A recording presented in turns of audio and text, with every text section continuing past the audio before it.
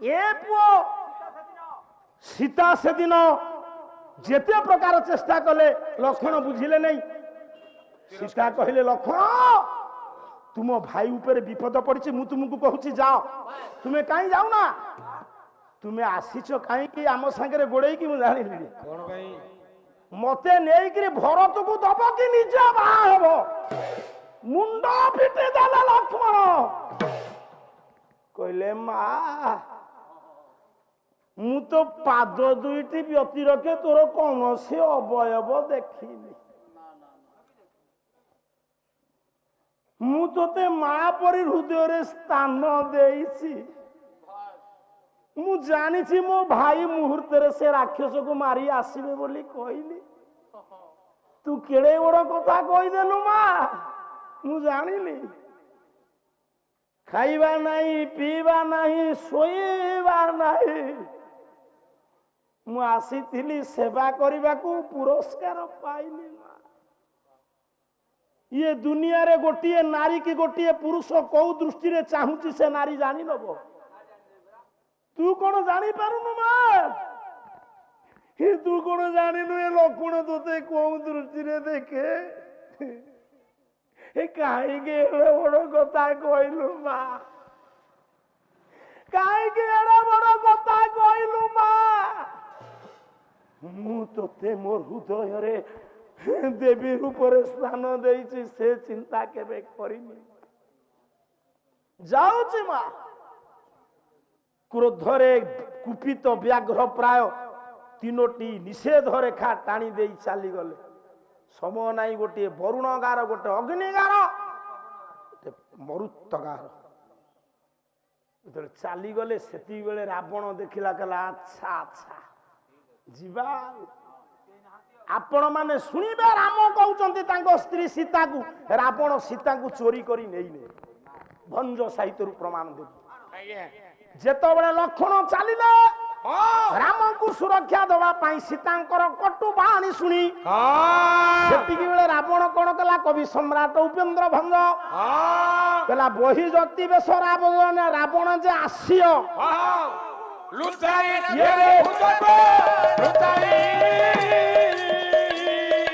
विभूति अंग अंक कर मारे रावण कोन कला ना ता रूप बदलई देला थेला 10टा मुंड 9टा मुंड को माइनस कर देला 18टा हाथ को 2टा हाथ गोटे मुंड देहरे विभूति बोली हला करमाली कहिले ये हाथ रे माली धइला करंक कहिले कमंडलू धइला बुझुचु ये कुटीर भितरे किए कुटीर बाहरे कौन कहिला तू नथेलु कला बसन कसाय भिक्षा आनी दियो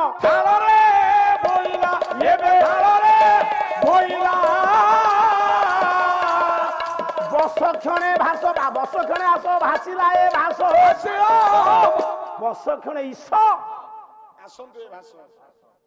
भासिला महिला नुह महिला महिला कौन सफा करू ए माँ दशग्रीव रावण जिते कहले कहले माँ तुम्हें कुटीर रे किए अछ मत गंडे भिक्षा दियो मो माँ तुम्हें जो कथा न कह सीता से कथा कहले सनातन दास जदि ए गाँ को ए पुअर भिक्षा पे आसीब मो माँ कहे कि नाई आम स्वामी जाइछंती नियाली से आसंतु भिक्षा देवी सीता ठाकुराणी कौन कहले कहले बस क्षणे ईश भाषण महिला राम कहले कहले जानकी तुम्हें से दिन रावण को कहल ईश आइले भिक्षा देवी रावण मूर्ख नुह रावण भारी चालाक रावण कहला ईश कहले स्वामी ईश कहले नंगल ईश ये दरकार नहीं पुओ से रावण महाचालाकी कहला माँ मोर कहूँ ईश मु ईश अर्थ बुझी नहीं कहला विंश पानी भणी ईशान कले ये बने की बास रावण कहला लो माँ शिव कौन ये जंगल रे बास कले से आइले तुम्हें भिक्षा दब रावण सीतांकर केमती कथबार्ता ये कुटीर भितर से कुटीर बाहर से सीता कहले कहले नाई नाई से ईश नुह नाउ ना धब पुओ शुण ଧବ ଆଇଲେ ଭିକ୍ଷା ଦେବି ସୀତା କହିଲେ। ରାବଣ କହିଲା ଧବ କହିଲେ ସ୍ୱାମୀ, ଧବ କହିଲେ ଗଛ। ରାବଣ କଣ କହିଲା? କହିଲା ଉର୍ବିରେ କି ଧବ ଜାତ ଆତ କରିଲେଣି, ଆସିଛନ୍ତି ଯିବା ପାଇଁ ଦେବ ଭିକ୍ଷା। ରାବଣ କହିଲା ଲୋ ମା, ଗଛ କଣ ସବୁ ଯିବା ଆସିବା କଲେଣି? ତୁମେ କହୁଛ ଗଛ ଆଇଲେ ଭିକ୍ଷା ଦବ, ଧବ କହିଲେ ଗଛ, ଧବ କହିଲେ ସ୍ୱାମୀ। ସୀତା ରାଗିଲେ କହିଲେ କିରେ ଇଏ ଭିକାରୀ ପାଠ ପଢିଛି କି? ମୁଁ କଥାକୁ କାଟି ଦଉଛି। ସୀତା ଠାକୁରାଣୀ କହିଲେ ନାଇଁ ଧବ ନୁହଁ ନା ଆଉ କିଏ ନା ରାଘବ। ଠୋ ଠୋ ହେଇ ରାବଣ ହସିଲା। ଯାତ୍ରା ପାଟିରେ ଦେଲୁ ପରା, ବାଉଁଶ ବାଉଦେଲୁ ସେଇ ହସ। କଣ କହିଲା ରାବଣ? ଯେତେବେଳେ ସୀତା କହିଲେ ରାଘବ ଆଇଲେ ଭିକ୍ଷା ଦେବି, କବି ସମ୍ରାଟ ଉପେନ୍ଦ୍ର ଭଞ୍ଜ ବୈଦେଶ ବିଳାସ ଛାନ୍ଦ କହିଲା ବିଚିତ୍ର ବାଣୀ ଶୁଣିଲା ଦୈତ୍ୟ ଭଣୀ, ମାନୁଷୀ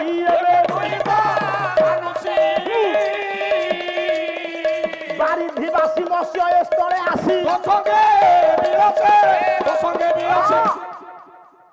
ସୀତା ଠାକୁରାଣୀ ଯେତେବେଳେ କହିଲେ ରାଘବ ଆଇଲେ ଭିକ୍ଷା ଦେବି, ମଉସା ରାଘବ କହିଲେ ରାମ, ରାଘବ କହିଲେ ବାଳିଆ ମାଛ। ସୀତା ରାଘବ ରାମ ନ୍ୟାୟରେ କହିଛନ୍ତି। ରାବଣ କହିଲା ବାରିଧିବାସୀ ମତ୍ସ୍ୟ, ସମୁଦ୍ରରେ ଯୋଉ ବାଳିଆ ମାଛ, ସିଏ ଆଇଲେ ଭିକ୍ଷା ଦବ। ସୀତା ସବୁ ସମୁଦ୍ରରେ ଅଛନ୍ତି, ଆଉ ଭଞ୍ଜକୁ ପାରଉନା। ଏ ଯୋଉ ଭଞ୍ଜ ଲେଖିଛନ୍ତି ତାକୁ ଯାଇ ମାର। ସମୁଦ୍ରରେ କେତେ ମାଛ ଅଛି ତୁମେ କେଇଟା ଯିବ ଚିହ୍ନିଛ? ବାରିଧିବାସୀ ମତ୍ସ୍ୟ ଏ ସ୍ଥଳେ ଆସି ତୋ ସଙ୍ଗେ ମିଳୁଛି। ମାଛ ନା କୈବର୍ତ୍ତ ଦେଇଛନ୍ତି, ଧାନ ନା ଚାଷୀ ଦେଇଛି। ଛାଡୁକୁ ଯା ନା ବାପା। ବାରିଧିବାସୀ ମତ୍ସ୍ୟ ଏ ସ୍ଥଳେ ଆସି ତୋ ସଙ୍ଗେ ମିଳୁଛି।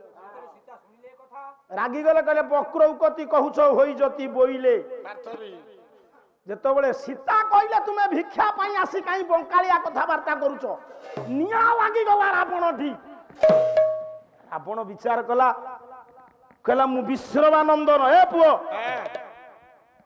ମୁଁ ବ୍ରହ୍ମାଙ୍କର ଚତୁର୍ଥ ପୁରୁଷ, ମୁଁ ଚୋର ନୁହଁ, ମୁଁ ପରିଚୟ ଦେବି, ତା ଇଚ୍ଛା ହେଲେ ଆସିବ ନହେଲେ ନାହିଁ। କୁଟୀର ଭିତରେ ସୀତା, କୁଟୀର ବାହାର ରାବଣ।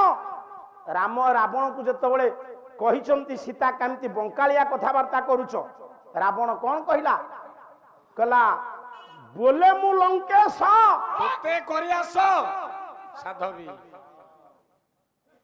କୁଟୀର ବାହାରେ ଥାଇ ରାବଣ କହୁଛି ବୋଲେ ମୁଁ ଲଙ୍କେଶ ତୋତେ କରି ଆସିଛି ସାଧବୀ। ଲଙ୍କାର ଈଶ କିଏ? ଆଶା କରି ଆସିଛି, ଭଉଣୀ ରୂପରେ ଆସିଛି ଆଶା କରି, କି ସ୍ତ୍ରୀ ରୂପରେ। ମୁଁ ଜଣକ ଘରକୁ ଭିକ ପାଇଁ ଯିବି, ମୁଁ କହିବି ମା ମୁଁ ତତେ ଆଶା କରି ଆଇଛି, ସେ ଭିକ ଦବ ନା ପନିକି ଫୋପାଡ଼ିବ? ଓ ତେଣୁ ରାବଣ କଥାକୁ ସୀତା ବିଚାର କଲେ, କହିଲେ କୋଉ ଏ ପୁଅ ପଛରେ ସିଆଡେ ଚୁଟି ଓଟରା ଉଟରା ହବ, ଚାରିଆଡେ ମୋର ଆଖି ବାପା। ଯିଏ ରାବଣ ସେଇଠି କଥା କହିଲା ପରେ ସୀତା କହିଲେ, କହିଲେ ଓ ତୁମେ ବଙ୍କାଳିଆ କଥାବାର୍ତ୍ତା କଲ। ରାବଣ କହିଲା ମୁଁ ଲଙ୍କେଶ ତୁମକୁ ଆଶା କରି ଆସିଛି। କିଛି ସୀତା ଯେମିତି ଆଉ ନ କହିଲେ, ଆଉ ପଦେ ରାବଣ କହିଲା, କହିଲା ମୋ ବାୟୋଡାଟା କଣ ଜାଣିପାରିଲେନି ନା କଣ?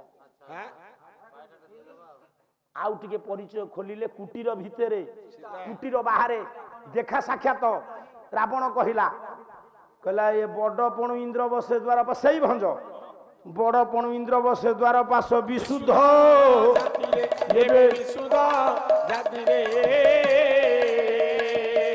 ବ୍ରହ୍ମାର ଚତୁର୍ଥ ପୁରୁଷ ମୁସତ କେଡୁଅ ଭଲ ତ କରୁଛୁ।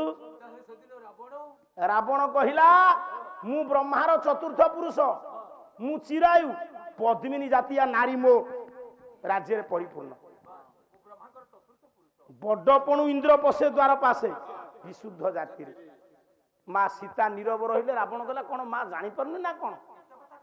ଖୋଲିଦେବି ପରିଚୟ। कहला विभूति किस कहबी मोर देश सही भंग विभूति किस कहबी मोर देश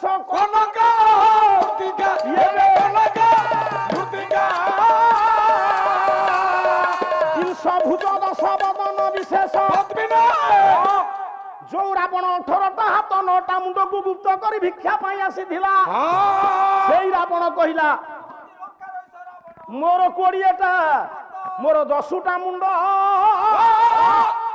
सेई कुटीर भितरे था तो बाहर न था अभी तुम नहीं था तुम्हें तो जानिल रावण से गार रो अतिक्रम कर आसिला पर से नेला ना घर भितर पसी भिड़ी आनी से कहला मोर 20टा हाथ 10टा मुंड ब्रह्मार चतुर्थ पुरुष मु रावण खोल जाइए ना ना तुम्हें कहीं दौल बर्तमान ओडिशार जे धनी लोक से कह पाला वाला मत टंका 5टा देल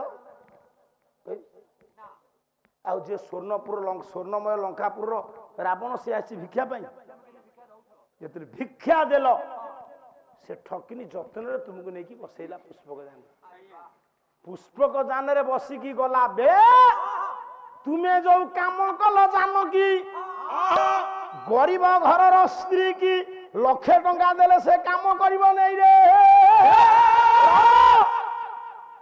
रावण पुष्पक जान रे सीता बसी गला बेले गरीब घर नारी की 1,00,000 टंका देले जो काम न करिब सीता से काम कले रावण कौ दिन सीता को नहीं थिला तार अर्थटा करिवो अर्थ कले गुरुवार हम महा नाटक श्लोक कला अर्धरात्रे दिवसार्धे चंद्रार्ध भास्कर रावण नंगर हुत सीता कृष्ण पक्षे सीताष्टमी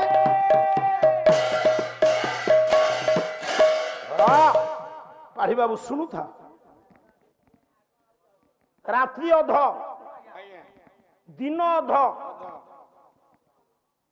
सूर्य अध चंद्र अध कृष्ण पक्ष सीताष्टमी कृष्ण पक्ष सीताष्टमी पड़े आकु हिसाब करी बुझे देले गुरुवार हम केमिति ता हिसाबटा तुम्हें जेहेतु पंडित तुम आम संस्कृत ज्ञान अधिक से जुर काली बिना शुल्क ये अर्थटा मते बुझे दब महानाटक राति अध दिन अध सूर्य अर्ध चंद्र अर्ध कृष्ण पक्ष अष्टम्यातीत नहीं कि पुष्पक जान रे गला बेले सीता को किए तो स्त्री की 1,00,000 टंका देले जो काम न करिवो से काम कले गुरुवारे कौ नारी अलंकार खोलिबनी मागिकी नहीं थे अलंकार भी खोलिबनी पणत कानी चिरीबनी दशग्रीव रावण गुरुवार जनक नंदिनी जानकी की पुष्पक जान रे नेला बेले माँ कौन कले कपिल लेखिले कले जगाम वायु बेगे सीता मादाय सत्वर उत्तरियार्ध खंडेन विमुच्या भरणादिकम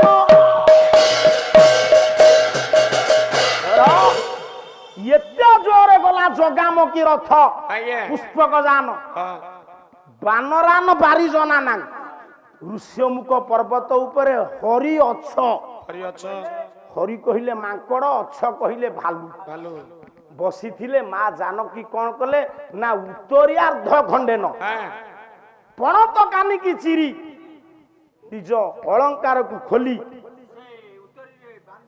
जोटा बाप घर जो अलंकार देइथिले जो अलंकार खोली हबो नहीं से अलंकार से पिंधि से सब तक अलंकार खोली ना ताकू बांधी की विमुच्या पकई देले सेठी रावण विचार कला कला रे रे रे ये कोन असल सीता नुह किति गुरुवार अलंकार खोलले से दिन जानिला रावण संदेह कला जे बेले अंगारु सीता खिंगिले भूषण रे से भूषण जानिलो रो गुण तरु नाही सती पड़ रे सती पड़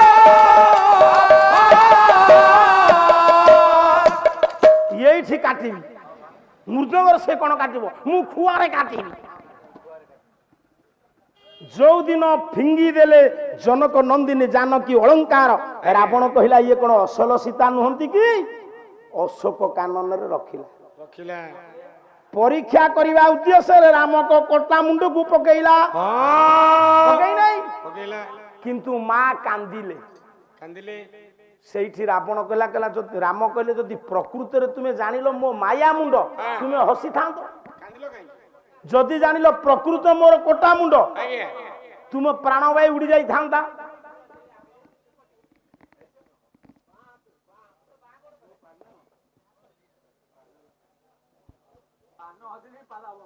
ହଁ ଆଉ କଣ କର ଅପେକ୍ଷା କରିବାକୁ ପଡିବ। ତେଣୁ ପୁଅ କହିଲେ ଇଏ କାନ୍ତ କୃତ୍ୟ ପ୍ରାଣ ତ୍ୟକ୍ତା ସତୀ ଧର୍ମେ ପ୍ରତିଷ୍ଠିତା। ସ୍ୱାମୀ ମଲା ପରେ ସ୍ତ୍ରୀ ଦେଖୁ କି ଶୁଣୁ, ମନେ ରଖ ମା, ସ୍ୱାମୀ ମରିଗଲା ସ୍ତ୍ରୀ ଦେଖିଲା ସ୍ୱାମୀ ମୃତ୍ପିଣ୍ଡ ତ ପ୍ରାଣବାୟୁ ଉଡିଯିବ ଆପଣା ଛାଇ। କା ପ୍ରାଣବାୟୁ? ସ୍ତ୍ରୀର ପ୍ରାଣ ତ ଗୋଟେ ଚିତାରେ ପଡିଯିବ। ସ୍ୱାମୀ ମଲା ବିଦେଶରେ ସ୍ତ୍ରୀ ଶୁଣିଲା ପ୍ରାଣବାୟୁ ଉଡିଯିବ। ରାମ କହିଲେ ଯଦି ପ୍ରକୃତରେ ତୁମେ ସତୀ ନାରୀ ଜାଣିଲ ମୋ କଟା ମୁଣ୍ଡ ରାବଣ ଆଣି ଯାଇଛି ତୁମ ପ୍ରାଣବାୟୁ ଉଡିଯିବା କଥା। ଯଦି ଜାଣିଲ ମାୟା କାନ୍ଦୁଥିଲ କାହିଁ? କାନ୍ଦି ନା ମୁଁ କଣ କହୁଛି? ପିସି ଖୁଣ୍ଟିଆ ମୁଁ ବିଶ୍ୱନାଥ ଖୁଣ୍ଟିଆଙ୍କର ଗାଇବି, ତୁମେ ଭାଇଧର ଚଣ୍ଡଙ୍କର ଗାଇବ ଗୋଟିଏ ପଦ। କଣ କହିଲେ ବିଶ୍ୱନାଥ ଖୁଣ୍ଟିଆ? କଣ କହିଲେ? ହଁ ଅଛି କଲା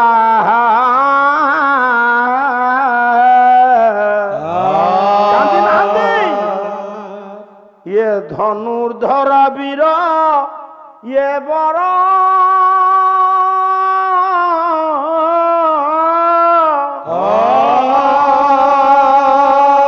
ଧନୁ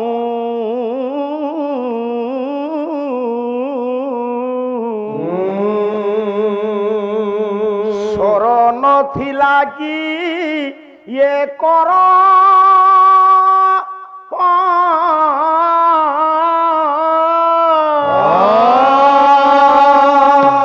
ଇଏ ଯାହାର ବାଣ ବ୍ରହ୍ମାଣ୍ଡ ଦହି ପାରେ ତାକୁ ମାରିଲା ପ୍ରହସ୍ତ ଛାର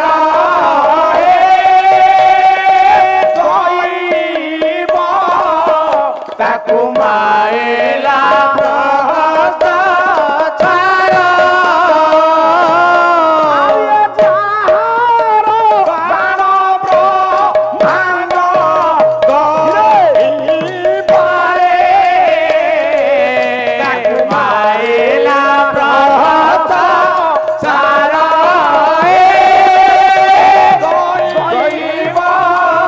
ତାକୁ ମାରିଲା ପ୍ରହସ୍ତ ଛାର।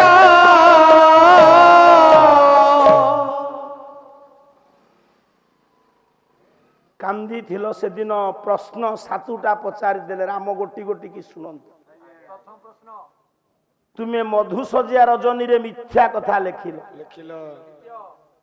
ଦ୍ୱିତୀୟ କଥା ତୁମେ ମୋ ବାପା ମାଙ୍କ ସେବା ନ କରି ମୋ ସଙ୍ଗରେ ଆଇଲ ଜଙ୍ଗଲକୁ, ମୋ କଥା ମାନିଲନି। ତୃତୀୟ ମୋ ମା କଥାକୁ ଅବମାନନା କରି ଶୁଣ ମୂର୍ଖ ମାଗିଲ, କଥାକୁ ତୁମେ ଗ୍ରହଣ କଲନି, ଲକ୍ଷଣକୁ ନିନ୍ଦା କଲ। ଚତୁର୍ଥ ରାବଣ ପରିଚୟ ପାଇବା ପରେ ତୁମେ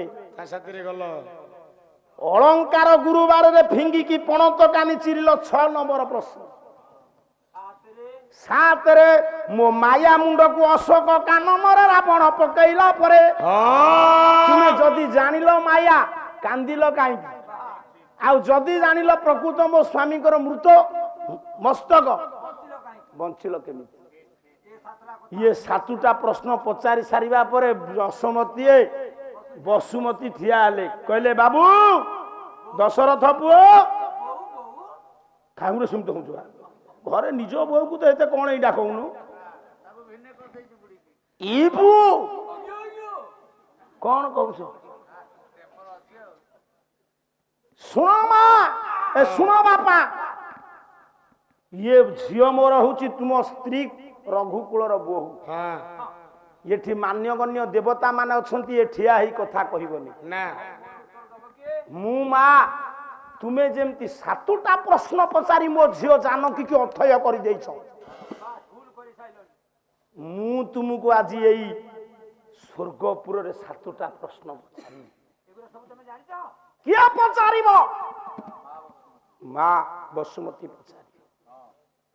ମୁଁ ତା ଦେହରୁ ଗୋଟିଏ ପ୍ରଶ୍ନ କହିଦେବି, ଆଉ 6ଟା ପ୍ରଶ୍ନ ବସୁମତୀ ରାମକୁ ପଚାରିବେ, ରାମ ଉତ୍ତର ଦେବେ, ଆଜ୍ଞା। ତାପରେ ଯାଇ ବିଚାର ହବ।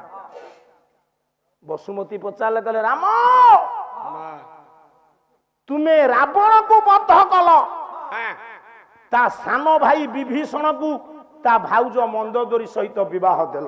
ହଁ